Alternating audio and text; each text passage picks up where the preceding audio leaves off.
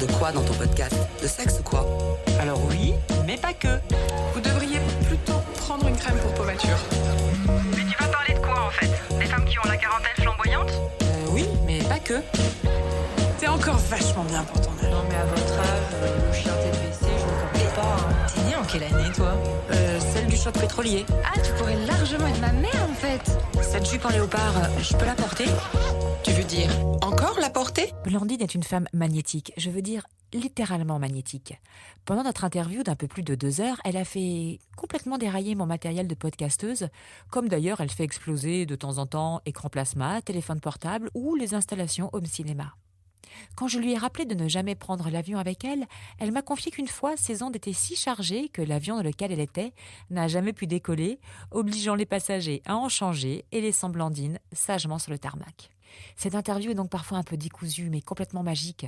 On y a parlé de son parcours de femme en quête de liberté, mais aussi du Covid, de l'infini, de la gravité, de sa définition du bonheur, de l'amour annoncé par 4 fois de sa petite fille, et puis bien sûr de son livre, Fuck Therapy, une boîte à outils à picorer où se mêlent ses conseils, des exercices de respiration et les témoignages de ses clients. Une interview hors du temps, rythmée par mon matériel malmené, quelques verres de champagne en plein après-midi, et aussi le pendule de Blandine qui s'agite pour décharger ses merveilleuses ondes. À 45 ans, Blandine est une femme solaire qui a pour passion l'humain et les rencontres. Et cet épisode vous invite dans l'intimité d'une femme dont l'éclat de vivre est une invitation au bonheur. Je vous souhaite une très belle écoute. Et en même temps... Faudrait que j'aille un peu de champagne avant les interviews. Et en même temps... Non, je trouve que ça allait pas très bien. Attends, fuck. Blandine, quand je t'ai vue pour la première fois, c'était pourtant il n'y a pas si longtemps, c'était il y a quelques mois, par l'intermédiaire d'une amie qu'on avait en commun, j'ai eu, comme il arrive parfois dans la vie, de rencontrer quelqu'un que je connaissais déjà. Et quand je t'ai quittée, j'ai dit à Sophie, si tu nous écoutes, j'ai dit, mais Blandine, c'est pas possible, j'ai dû la connaître avant.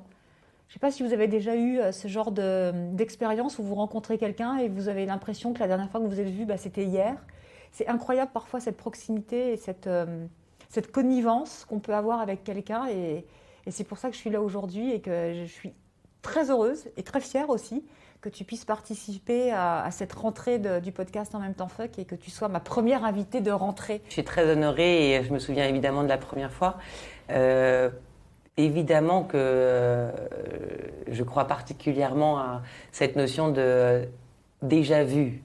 C'est une notion pour moi de vieille âme. Ça veut dire que on a la sensation de connaître l'autre, mais en fait parce qu'il y a en physique quantique on dit une suspension du temps. Du coup, c'est pas un temps du vivant, c'est un temps déjà vu. On s'est certainement déjà vu. C'est juste que ça rend la rencontre magique parce que ça donne une proximité immédiate, tandis que d'habitude, on pourrait se renifler le cul. Quand je t'ai vue, j'ai ressenti une femme libre. Alors après, on va parler beaucoup de ce concept de liberté qui m'est évidemment très cher, mais j'ai eu la sensation, alors je te connais pas suffisamment pour savoir si tu es une femme libre, ça c'est toi qui vas nous le dire, nous l'annoncer, ou au contraire dire autre chose, mais en tout cas une femme en quête de liberté. Est-ce que tu peux nous parler comme de ton parcours un petit peu, en tout cas qui tu es aujourd'hui, Blandine? Ça me touche beaucoup que tu aies vu une femme libre parce que la liberté, à quel prix et ensuite, après, c'est pas une adversité incroyable que mon parcours, parce que j'ai la liberté, elle commence déjà par ma naissance. Ça veut dire que j'ai une chance incroyable. Alors une chance où, si on pense que l'incarnation est décidée par soi, en tout cas, me suis incarnée dans une famille qui avait déjà amorcé la libération de son propre joug familial. C'était particulièrement propice pour moi. Je n'ai pas été entravée par des carcans moraux, comme d'autres peuvent l'être, par des dogmes éducatifs. À l'inverse, c'est plutôt l'ère Dolto. Et parfois, j'ai pu manquer même de cadre ou de limites. Ça veut dire que la liberté, on en parlera encore après, mais me semble être, dans l'apprentissage de l'être humain, contingenté à des limites, à un cadre, pour pas être perdu dans l'infini. Or, j'ai pu parfois en manquer, à l'inverse, mais j'ai eu cette possibilité de cheminer sans jugement moral, en tout cas parentaux. Donc dans mon parcours, c'est quelque chose d'assez classique, ça veut dire que c'est une famille de classe moyenne, mais parcours éduqué, ça veut dire qu'il y avait beaucoup de curiosité, il y avait beaucoup d'ouverture d'esprit, beaucoup aussi de valeurs humanistes qui structurent quand même énormément. Ma liberté, elle s'est forgée au prix de ne jamais faire de mal aux autres. Je dis au prix parce que on se frotte au crépi des relations humaines. Et pour le coup, moi, ça a été me frotter surtout à moi sans détériorer les autres. Donc, il n'y avait jamais de possibilité de méchanceté ou d'acrimonie ou de jugement, mais j'ai cherché mes limites et mon cadre. Et j'ai dû me le forger à moi-même. L'adolescence n'a pas été simple parce que j'ai 2 grands frères de 6 et 8 ans de plus que moi et j'avais l'impression de vivre dans leur âge, qui a priori, du coup, dans l'adolescence n'est pas totalement possible. Et en plus, quand je dis 2 grands frères, c'est que quand même, dans l'éducation, on scinde le masculin et le féminin. Les parents ont toujours plus peur pour une fille que pour un garçon. Donc, j'ai beaucoup marché en dehors des clous. Et mes parents ont vieilli très vite. Mais je leur ai rendu les années difficiles par la suite en étant une femme plus stable de cette affranchie. Donc pour moi, ce parcours de femme libre, en tout cas en voie de liberté, c'est d'avoir été systématiquement chercher la différence. Parce que c'est un enrichissement pour moi. Ça veut dire que me contenter de la liberté avec des choses semblables à moi m'intéressait pas du tout.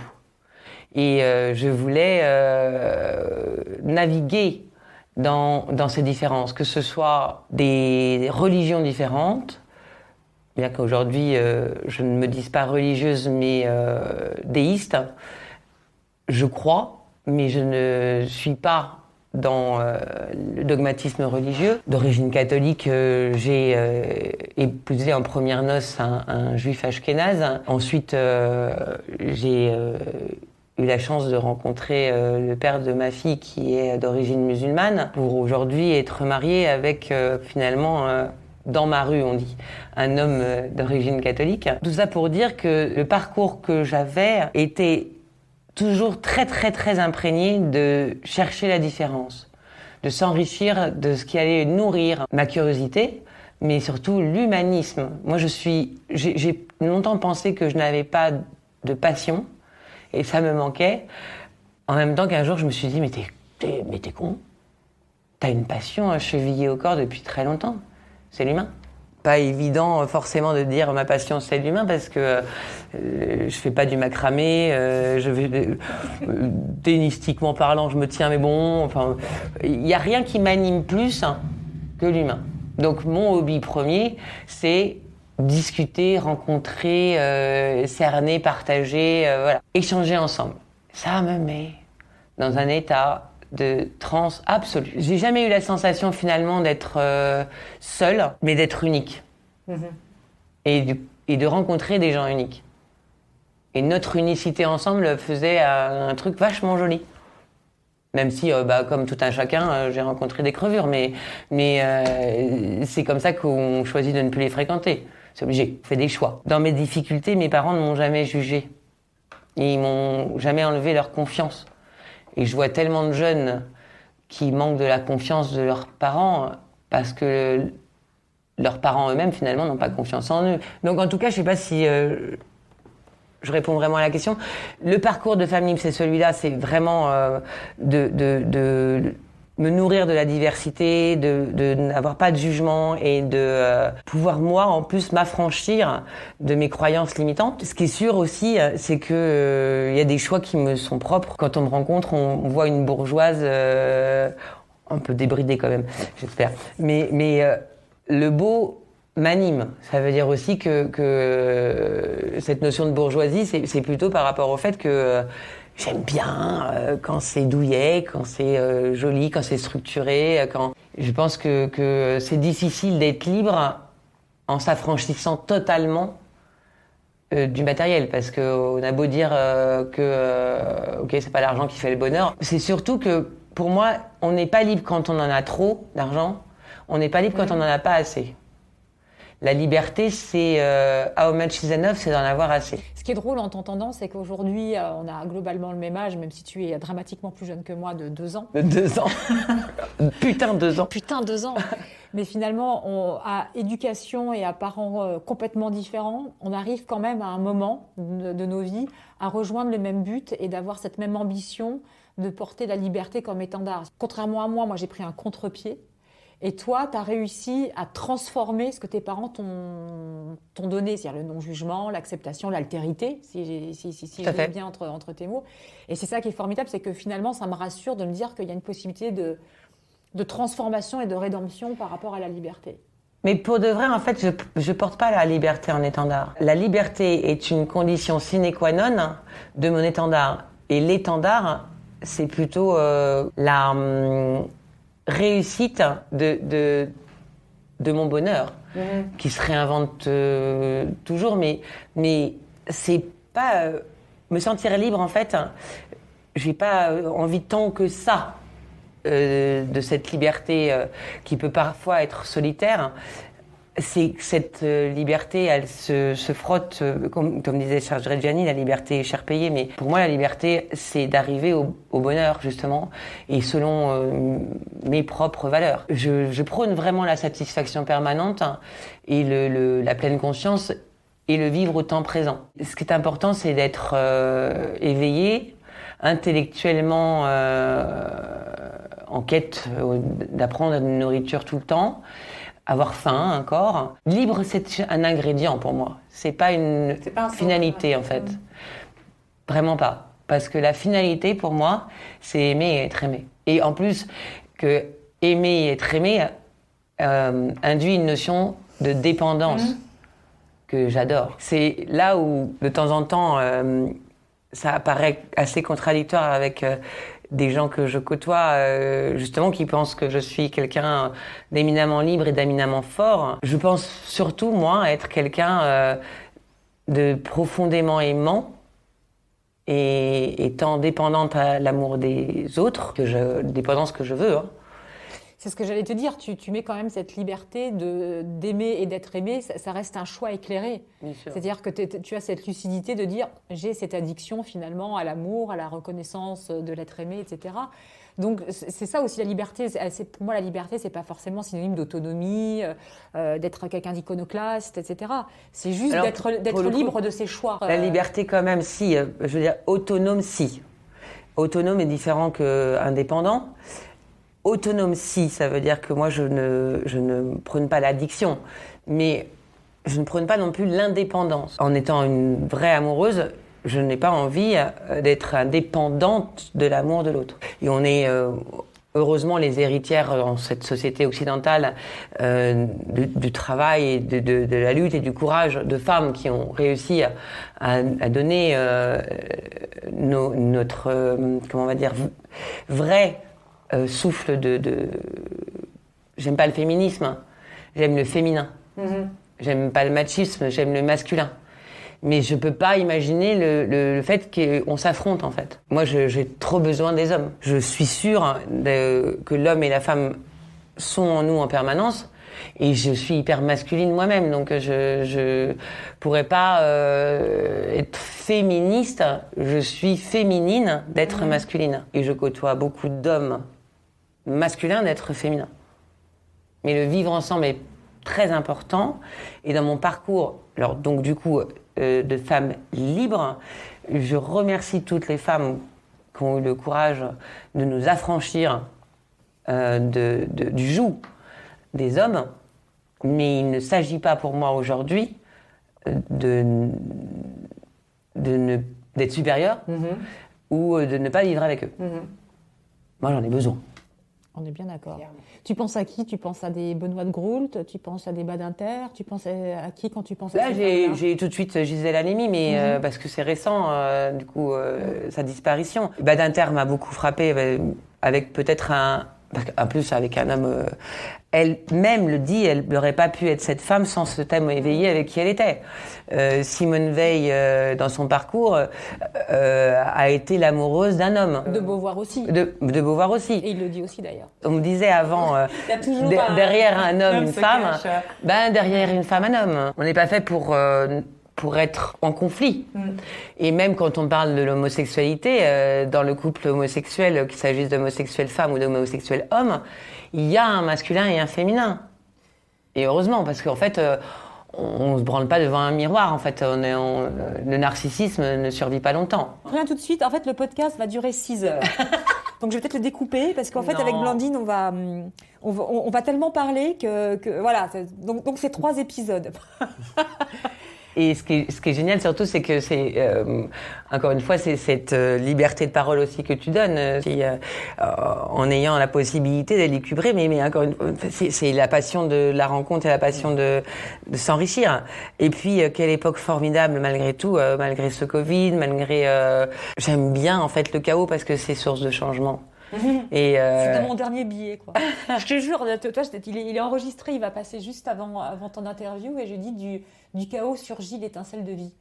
Ah là c'est ça, et c'est génial parce que dans une situation difficile, c'est là que naît le changement. C'est pas le confort qui amène le changement, l'adversité nous amène à changer les choses. Je trouve ça particulièrement excitant cette période. Alors après, du côté du confort dans lequel je suis. Et j'aime beaucoup la psychohistoire et de regarder tous ces cycles qui nous ont constitués.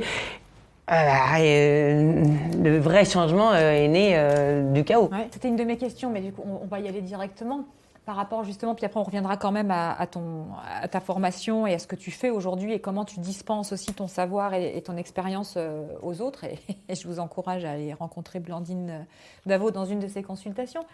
Mais je trouve que ce que la crise du Covid, quelque part, nous enseigne, c'est notre incapacité à accepter la mort. Je ne sais pas si toi, tu le ressens comme ça. Ce Covid nous a remis quelque part notre mortalité dans la figure.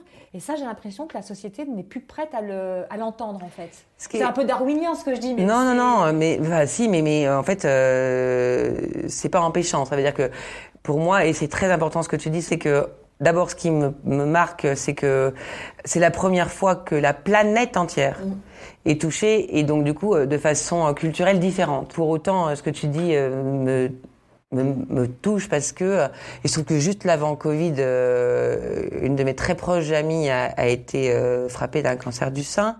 Du coup, elle a vu la mort s'approcher de très près. Et elle nous a remis à tous ses amis comme cadeau le livre de Pascal Bruckner qui s'appelle Une brève éternité. Ce qui m'a bouleversée dans ce livre, c'est justement ce que tu dis, c'est que on a finalement toutes les dernières années, les 3 dernières décennies, on a essayé d'écarter la mort de nos sociétés, en tout cas occidentales. Mais encore une fois, je dis ce qui me bouleverse moi dans le Covid, c'est que c'est la planète entière. Donc c'est ça qui il nous rend égaux en fait. Même si on se rend bien compte que le traitement n'est pas le même, bien sûr. Hein. Le traitement et puis que ça touche plus les populations défavorisées. Ce qu'on a oublié par excès d'arrogance et de volonté d'écarter cette mort, c'est qu'on était des animaux, des mammifères, et que donc on est des mortels, mais qu'en l'occurrence, il subsiste la loi du plus fort. Ça veut dire que on pouvait mourir à l'inverse de surpopulation. La Covid vient réguler d'une certaine manière. Évidemment, ce que tu viens de dire, c'est que la régulation, si elle touche nos proches, est dégueulasse. Mais pour autant, de façon finalement saine et pérenne, l'humanité ne pouvait pas perdurer au rythme de sa croissance. Qui plus est, pollution, écologie ou tout ce qu'on veut dire de cette masse. Mais la régulation par le nombre. Et moi, j'ai été troublée par le début de la pandémie. Je me suis intéressée à l'histoire du coup des pandémies. En fait, il y en a toujours eu. En revanche, pas sur la planète entière. Mais c'était aussi logique. On n'avait pas des d'avions, il n'y avait pas de véhiculation microbes, en tout cas, il n'y avait pas de véhiculation des virus aussi rapide. Même si c'est terrible et qu'on n'en mesure pas encore les conséquences totales qui seront majoritairement économiques, il fallait une régulation de population obligatoire. En l'occurrence, pour revenir à juste cette notion de mortalité, moi, je suis... Mais... Comment on va dire ? Je vis avec la notion de mort quasi permanente à mon quotidien. Quand j'étais en souffrance dans l'adolescence, en fait, j'ai eu des envies de mort. Je crois, avec du recul aujourd'hui, que c'était des envies que la souffrance s'arrête. J'ai réalisé aussi que vivre, c'est comme si on allait mourir demain. Et ça donne cette intensité. En même temps que me lever le matin, c'est comme le premier jour du reste de ma vie. Mais du coup, la mort et la vie se côtoient en permanence. Et j'ai une fille de 10 ans qui a failli mourir 4 fois, où on m'a demandé de lui dire au revoir, ce qui a donné lieu à quelque chose d'extraordinaire, puisqu'elle n'est pas morte. Elle est devenue un individu à part entière, et plus ma possession propre, alors qu'en tant que parent, on a toujours tendance à s'approprier l'enfant. Ma fille, bon, je le dis quand même, mais c'est surtout quelle chance que cet être humain dans ma vie. Donc en tout cas, la mort est pour moi une régulation nécessaire de la vie. Comme il n'y a pas de lumière sans ombre. On a du mal à l'intellectualiser en fait. Il faut toujours prendre un peu de recul. C'est un peu ce que je dis dans le dernier podcast. C'est-à-dire que c'est une espèce d'hygiène de vie d'y penser. Ouais. Et à l'inverse, tout le monde ne sera pas dans la génération de Highlander, mais j'y pensais. Moi, je pourrais pas. Immortel, c'est horrible. C'est impossible. Je pensais à ce film. Il est malheureux. C'est terrible. C'est terrible. C'est pour moi un cycle. Voilà. Et on a en plus des morts personnelles dans nos vies. Faire du phénix, être agile, se renouveler, la résilience. Et mourir, c'est aussi laisser passer des choses qui sont mauvaises pour nous. Heureusement que notre corps le sait depuis longtemps, des cellules meurent pour que des cellules vivent. C'est évidemment, encore une fois, très douloureux quand ça touche nos proches, mais éminemment nécessaire pour l'humanité entière. En fait. Et en même temps, fuck. Donc aujourd'hui, Blandine, quel est ton métier ? Qu'est-ce que tu enseignes ou qu'est-ce que tu prophétises ? Je sais pas. Quelle horreur. Je savais que ça allait te faire bondir ce mot de. Qu'est-ce que tu prosélytes ? J'ai la chair de poule. Alors, les 3 mots sont odieux.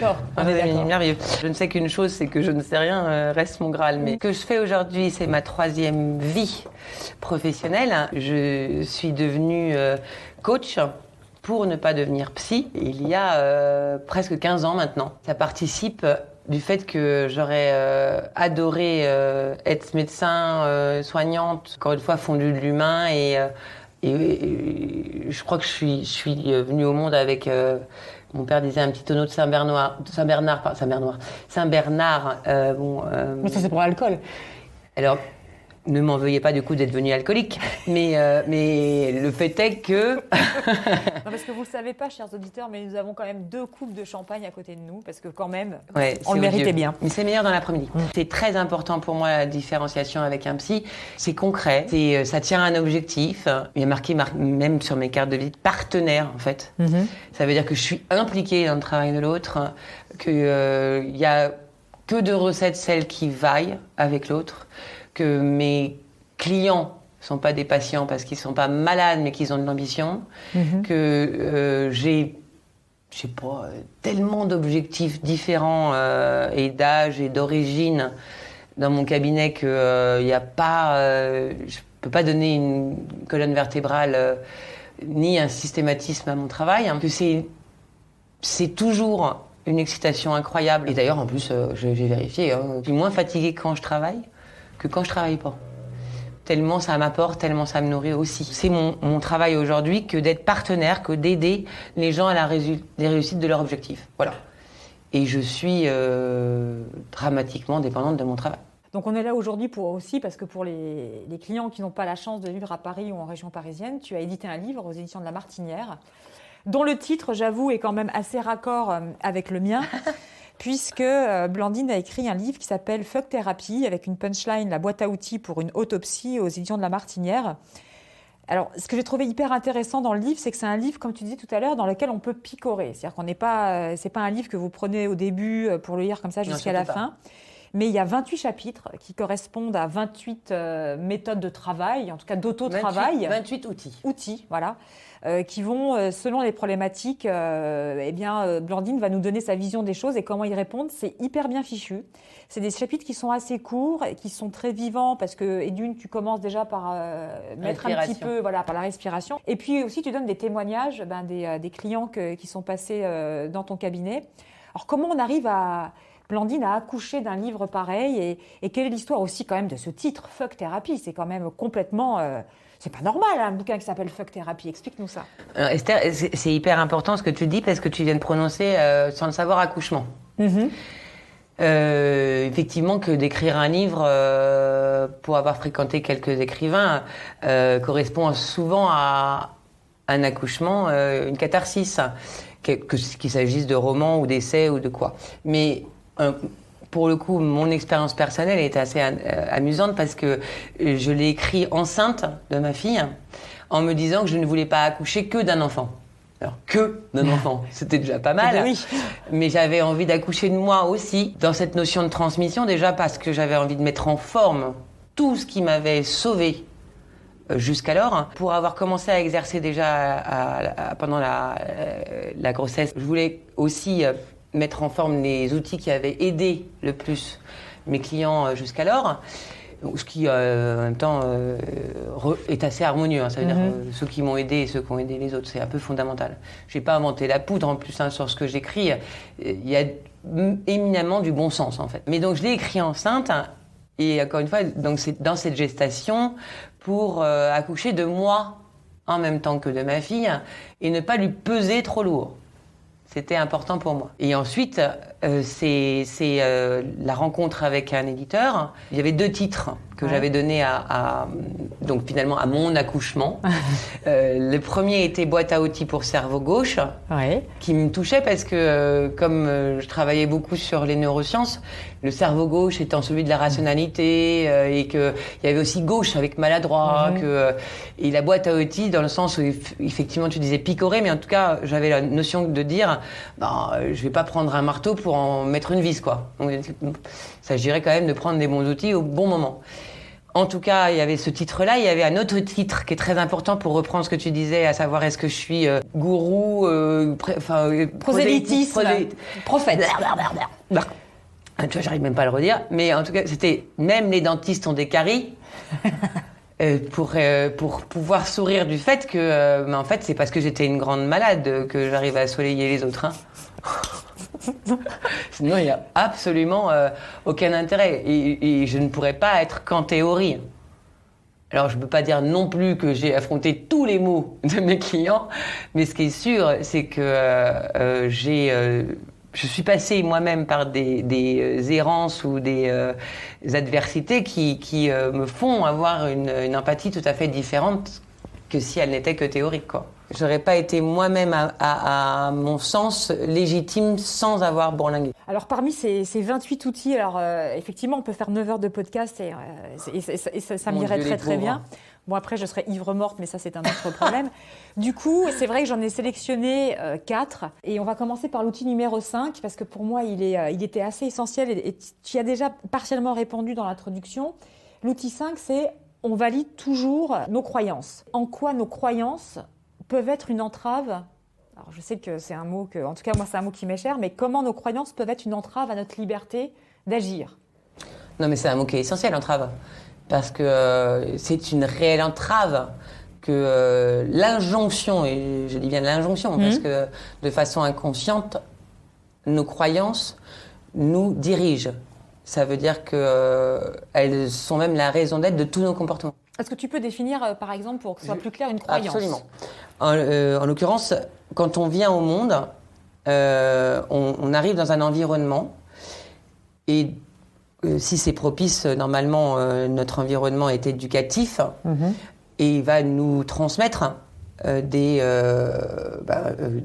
outils aussi, des outils, des dogmes et des croyances, parce que du coup les croyances sont aussi héritées au prime abord. Donc quand on vient au monde, il y a croyances héritées de nos parents.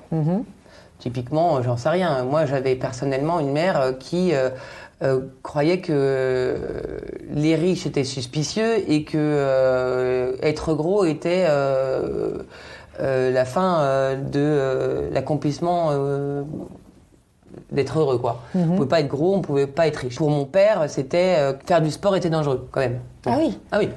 C'était du sport, comme Churchill, jamais de sport. Faire dangereux, le sport. Mais il y a des croyances, du coup, héritées, des croyances archaïques, sont celles qu'on se forge de 0 à 6, parce qu'en fait, on n'a pas de 0 à 2 la parole, on va interpréter des choses. Après, on ne s'en souvient pas parce que on n'a de mémoire que quand on a de la parole. Donc, ces croyances archaïques sont le moment où on interprétait et qu'on n'avait pas la possibilité de les exprimer. Après vient la parole, du coup on peut checker.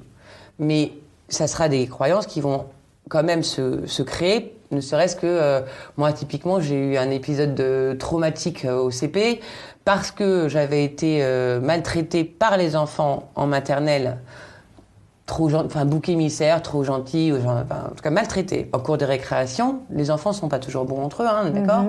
C'est des animaux. Je n'arrivais pas à aller en cours de récréation et en l'occurrence, du coup, aller faire pipi aux toilettes qui étaient derrière la cour de récréation. Je trouve que j'ai fait pipi dans le seau où on rinçait l'éponge du tableau noir. Je me suis fait trahir par une de mes meilleures amies. Et ma maîtresse, à l'époque, a demandé à ce que j'écrive au tableau tous les jours et tous les matins. J'ai fait pipi dans le seau du tableau noir, je suis une pisseuse. Ouais, pas mal quand même. En termes de pédagogie. La pédagogie, on est bien. On est high level. Ouais, on est bien. On n'a pas cherché à savoir pourquoi tu avais pissé dans ce seau. Mes parents n'ont même pas su tellement j'avais honte. Pendant 2-3 ans. Pour autant, à chaque cours de récréation, j'avais mal au ventre. La croyance, c'est quoi ? La croyance qui s'est générée à ce moment-là, c'est les amitiés très fortes sont dangereuses et source de trahison avec les filles. Et ensuite, c'est que je suis honteuse. Pourquoi je dis ça ? Parce que il y a des croyances hyper positives. Des croyances qu'on se forge typiquement parce qu'on a réussi à être en compétition et à les vaincre quand on était jeune. Du coup, je crois que quand je veux, je peux. Je crois que je suis intelligent. Je crois que je suis beau. Enfin, il y a plein de croyances hyper positives. Voilà. Qui se valident. Ça veut dire que du coup, on n'a pas peur de ces choses-là. Et des croyances limitantes, donc à savoir l'entrave, sont dramatiques parce que le cerveau ayant horreur d'être contrarié, de façon inconsciente, on va nous-mêmes générer la façon de les valider. Si je crois que je suis grosse alors que je ne le suis pas, je vais toujours me mettre en situation pour rencontrer des gens qui seront plus minces que moi ou vont aimer encore plus minces que moi ou des hommes qui supporteront pas mon physique. En tout cas, me mettre dans des situations de valider mes croyances. Si je crois que je peux pas prendre la parole en public, je vais toujours me mettre en situation pour bafouiller. En tout cas, le cerveau n'a pas envie d'être contrarié. Si j'ai contracté moi cette croyance-là, en fait, à la base, c'est une protection. Même si la protection est néfaste, je crois que je suis conne, c'était pour m'épargner le risque de me confronter à ça. Du coup, je me protégeais. Voilà. Donc c'est pour dire que tout en fait est utile, sinon on ne le générerait pas. En revanche, tout ce qui protège finit par enfermer, donc des croyances nécessaires à notre survie finissent par être très entravantes à notre épanouissement. Et pour le coup, elles définissent encore une fois tous nos comportements. Donc quand j'ai des comportements qui sont pour moi parfois difficiles, en tout cas j'aimerais en changer. Si je veux changer un comportement, je dois trouver la croyance sous-jacente qui le définit. Et c'est parce que j'aurai changé la croyance que mon comportement changera. Et en même temps, fuck. Il y a un deuxième outil dont je voudrais parler qui est un petit peu aussi, qui découle de ça. Et là tu parles d'un philosophe que j'adore, Kierkegaard, et qui dit, alors attends, parce que j'ai pas mis de lunettes et je suis presbyte, j'arrive. Tant que t'es pas casse-couille. Écoute, tu en parleras à mon ex. Une condition capitale pour toute jouissance, c'est de se limiter. Moi, je veux que tu me parles de ce concept-là. Explique-moi tout ça. Alors, ça va être très très simple. Et j'aime bien en plus l'imager avec... Il y a eu un film récent qui s'appelle Gravity. Je crois que c'est Sandra Bullock et George Clooney. Gravity, ça va contracter une peur archaïque de tout humain. La gravité nous maintient au socle, mais sans gravité, justement, sans limite.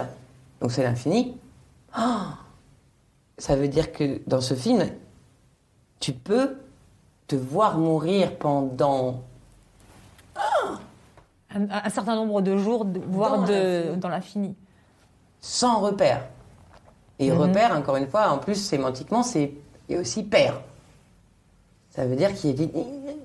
Tu peux pas t'accrocher à rien, t'as pas de socle sur rien, t'as pas de 3D, t'as pas de...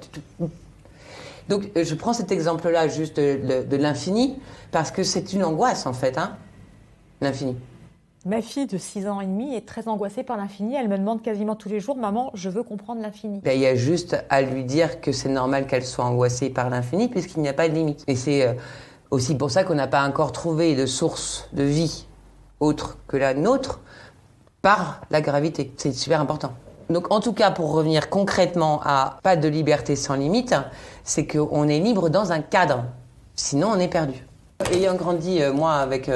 pour le coup, un bain d'amour incroyable, mais Dolto oblige, sans cadre prédéfini, en tout cas en termes classiques. Je les ai cherchés. Tant que j'en avais pas, c'est bien que je sois pas tombée dans la délinquance ou dans la toxicomanie ou des choses comme ça. Ce qui est très important, du coup, c'est de trouver le sien propre dans lequel on est bien. Encore une fois, quand on porte du 6 ans, on ne va pas le porter toute sa vie. Donc le cadre, il doit évoluer au gré de notre propre évolution. On peut aborder les frontières du cadre, et c'est toujours très intéressant justement pour se confronter au crépi de notre propre vie, et du coup le repousser. Mais de toute manière, il faut un cadre pour être libre. Donc on est libre dans son propre cadre. Sinon, on est perdu. Ok. Et en même temps, fuck. Et en même temps, fuck. Et en même temps. Et en même temps, fuck. Alors, 2 autres outils qui sont pour moi hyper importants, puis qui sont aussi en lien avec une philosophie existentialiste, j'espère que je ne me trompe pas et que je suis bien dans les clous, c'est l'outil 17 et 18. Et pareil, j'adore cette formulation qui dit « Quand les choses ne se passent pas comme vous voulez, c'est qu'elles veulent se passer mieux ». C'est extraordinaire, cette phrase. Pour que ça devienne un outil de vie, c'est pas forcément simple à appréhender pour tous les cartésiens, mais c'est aussi se dire qu'on est unique chacun, mais c'est un peu comme le grain de sable sur la plage, on forme un tout ensemble. Et que ce tout, c'est justement ça, c'est que la vie est une notion quantique, comme l'effet du battement d'ailes de papillon, impacte surtout. Donc quand ça se passe pas comme tu veux, détends-toi. Si tu te rigidifies, ça va se durcir. Si tu lâches, c'est que ça va se passer mieux. Mais c'est donc une ouverture incroyable. Et pour ça, il faut être dans la confiance, en fait. Il y a dans le livre aussi, le « je veux » n'obtient jamais. Ça veut dire que c'est pas de notre propre ressort, en fait. On décide pas de tout. Mais il y a une raison d'être à tout. Et si on l'accepte plutôt que de se braquer, ça sera beaucoup plus fluide.